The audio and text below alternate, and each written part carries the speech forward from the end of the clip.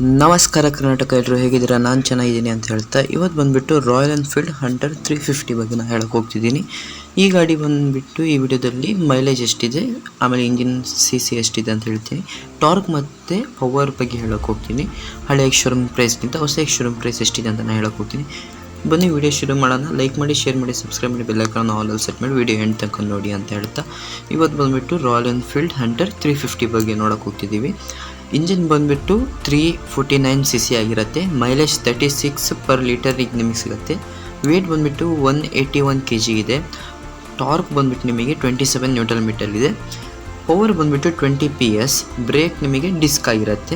ಇದರಲ್ಲಿ ನಿಮಗೆ 8 ಥರ ಕಲರ್ ಅವೈಲೇಬಲ್ ಇದೆ. ಅದು ಸ್ಕ್ರೀನ್ ಮೇಲೆ ನಾನು ಡಿಸ್ಪ್ಲೇ ಮಾಡ್ತೀನಿ.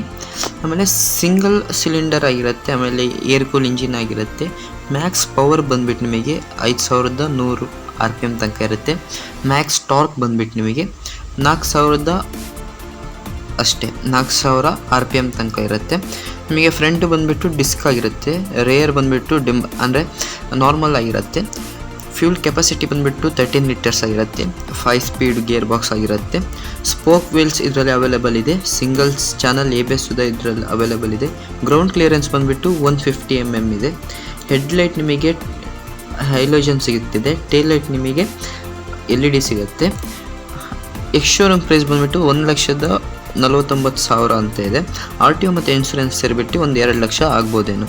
ಇಷ್ಟು ಹೇಳುತ್ತಾ ಈ ವಿಡಿಯೋನ ನಾನು ಇಲ್ಲಿಗೆ ಮುಗಿಸ್ತಿದ್ದೀನಿ. ವಿಡಿಯೋ ಇಷ್ಟ ಆದಲ್ಲಿ ಲೈಕ್ ಮಾಡಿ, ಶೇರ್ ಮಾಡಿ, ಬೆಲ್ ಐಕಾನ್ ಆಲ್ ಸೆಟ್ ಮಾಡಿ.